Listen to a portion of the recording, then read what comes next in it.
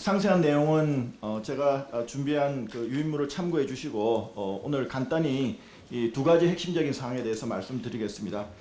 검찰 개혁에 대한 공감대는 국민 누구나 다 받아들이시는 것이고 검찰 내부에서조차 검찰은 더 이상 이렇게 하면 안 된다라는 개혁의 필요성을 다 공감하고 있습니다. 다만 그 강론과 디테일이 너무 문제가 많기 때문에 지금 그 내부적으로나 외부적으로 많은 반발이 있는 것인데 핵심은 지금까지 검찰이 이렇게 문제가 많았던 핵심은 검찰의 책임이 50%였다 그러면 검사의 인사제도로 인한 문제가 50%였습니다. 역대 어느 정권을 막론하고 대통령의 인사권으로 검찰을 정권의 도구로 사용해왔던 것은 예외가 없었습니다. 지난 정권, 지지난 정권, 그 다음에 얼마 전에 검사 인사가 있었습니다만은 이재명 정권도 마찬가지입니다. 그래서 결국 아무리 검찰을 해체하고 공소청을 만들고 중수청을 만들고 하더라도 그런 공소청, 중수청, 국수본의 인사권을 대통령과 집권 정치 권력이 갖고 있는 한 이 문제는 영원히 해결되지 않습니다. 아까 말씀하셨듯이 정치 검찰은 없어지겠지만 정치 경찰이 생겨날 뿐입니다. 지금부터는 두 가지 핵심적인 사항으로서 먼저 지금 그 이재명 정부와 민주당이 추진하고 있는 검찰 개혁은 중국의 사례와 놀랍게도 100% 똑같다는 말씀을 드리고 싶습니다. 중국은 1966년부터 약 10년간 문화혁명이 진행됐습니다. 그때 각급 인민검찰원이 폐지가 된 역사가 있고 1975년 중국 개정 헌법에서 인민검찰원의 직권은 공안기관에서 행사한다고 규정함으로써 공식적으로 검찰 제도를 폐지했습니다. 문화혁명에 대한 반성과 함께 현대적 사법제도와 법치주의 중요성을 절감한 중국은 1978년 헌법을 개정해서 인민검찰원 제도를 복원했지만 현재까지 수사의 주도권은 공안, 즉 경찰이 갖고 있습니다. 중국 형사소송법 3조 그리고 제19조에는 나와 있는 내용입니다. 중국 검사의 주된 역할은 수사보다 기소심사입니다. 검사의 수사권은 직권을 이용한 인권 침해 범죄 등 일부 범죄에 한정되어 있습니다. 중국 공안은 기소 의견인 사건만 검찰에 송치하고 불기소 사건에 대한 수사 종결권을 행사합니다. 근거는 중국 형사소송법 162조입니다. 우리하고 너무나 똑같죠. 중국 검사는 공안에 대한 수사 지휘권이 없고 송치 이후 기소 심사 후에 공안에 보충 수사를 요구할 수 있을 뿐입니다. 직접 보안 수사를 할 수 없는 것 같습니다. 이것은 중국 형사소송법 175조에 나와 있습니다. 지금 말씀드린 바대로 이재명 정권의 검찰개혁은 중국의 검찰제도, 형사사법제도와 99%도 아니고 100% 똑같습니다. 그렇다면 이재명 정부와 민주당은 국민들한테 설명을 해야 됩니다. 왜 중국의 검찰제도, 중국의 형사사법제도여야 하느냐? 중국이 자유민주주의 국가입니까? 법치주의가 정상적으로 작동하는 국가입니까? 아니면 검찰과 형사사법제도가 전 세계에서 가장 모범적으로 운영되고 있는 모범적인 나라입니까? 그래서 중국의 제도를 벤치마킹할 필요가 있는 겁니까?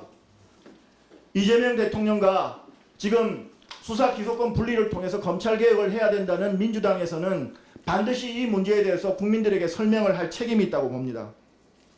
여기에 더 나아가서 중국 형사소송법이나 헌법에는 없는 국가수사위원회라는 괴물이 또 등장합니다. 국가수사위원회는 중국 제도에도 없지만 국무총리 산하에 신설해서 모든 수사기관에 대한 모든 수사기관의 수사에 대해서 관여할 수 있도록 그리고 감독할 수 있도록 조사하고 또 징계 청구까지 할 수 있도록 만들어 놨습니다. 아까 말씀드렸듯이 핵심은 인사권인데 국가수사위원회를 통해서 모든 수사기관을 장악하는 중국식 공안통치체제의 완성을 이재명 정권이 지금 추진하고 있는 것입니다. 반면에 공소청 법안에는 검찰청법상 규정되어 있던 검사의 신분보장 등 제도가 완전히 삭제됨으로써 앞으로 이 법이 만약에 통과될 경우에 어떤 식으로 우리나라 형사사법이 운영될지 너무나 걱정이 앞서는 바입니다. 다음으로 패널 좀 보여주시겠습니까?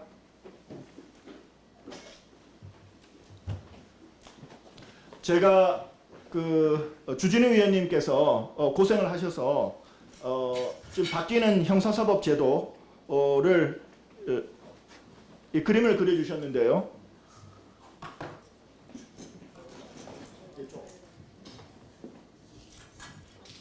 앞에 놓을까요? 네. 네. 네.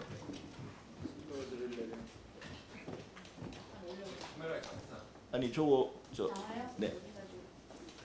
양가 그 자리가 나을 것 같은데. 너무 작아서. 카메라가 안 됩니까? 아니 여기 한번 올려 봐 주시죠. 네. 네.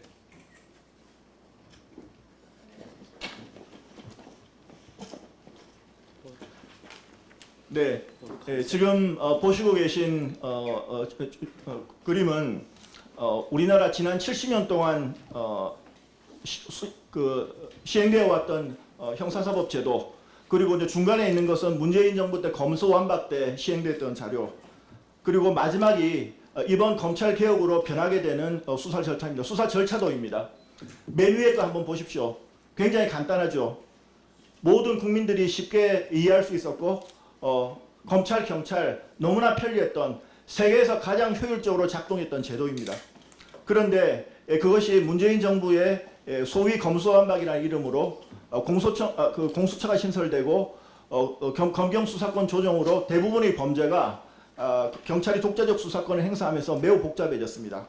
그런데 이제 더 문제는 마지막에 보시다시피 정말 미로와 같은, 도저히 전문가들도 법조인들도 이해할 수 없는 그런 형사 절차로 변하게 됩니다.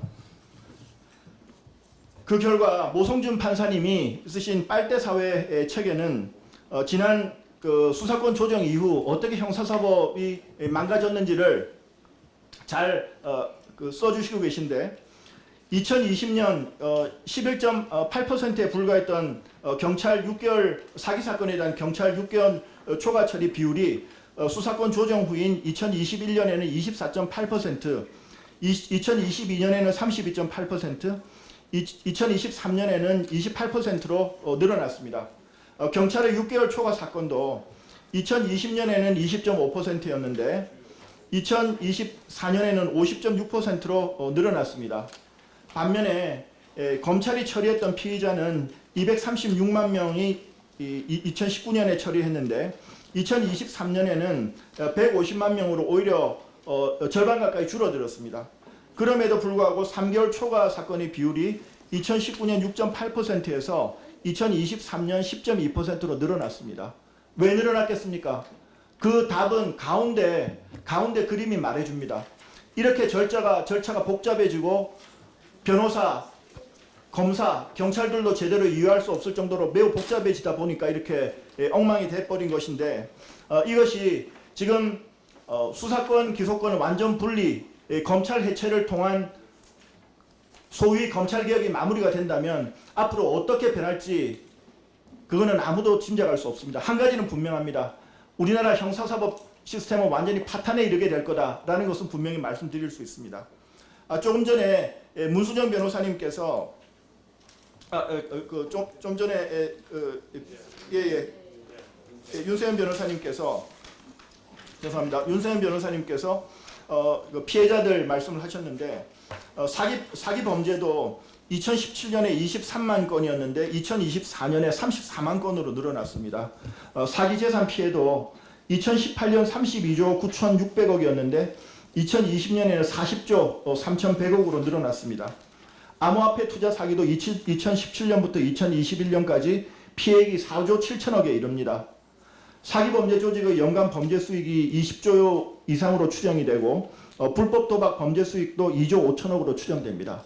그러면 이렇게 급증하고 있는 사기, 그 다음에 사기 피해를 갖다가 방지하기 위해서 어떻게 우리 형사사법 제도를 더욱 효과적이고 좋은 형사사법 제도로 만들 것인가를 고민해야 하는 것이 이 집권 여당의 책임이어야 합니다.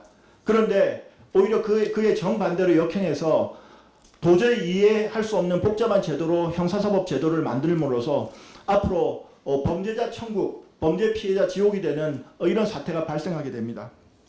그래서 마지막으로 제가 이 말씀 드리면서 마무리를 하겠습니다.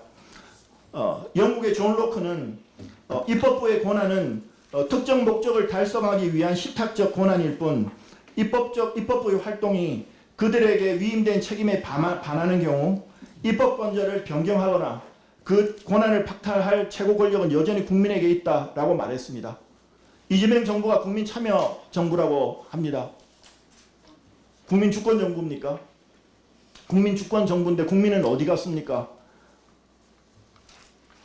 지금 많은 전문가들 그리고 법조인들이 현재 이재명 정부와 민주당이 추진하고 있는 검찰개혁은 신중하게 추진되어야 된다. 여러 가지 문제점을 보완해야 된다는 의견이 60% 내지 70%를 넘고 있습니다. 그것을 무시하고 강행함으로 인해서 발생하는 모든 문제, 그것을 어떻게 할 것인지 이재명 정부와 민주당은 신중하게 생각해 주시기 바랍니다.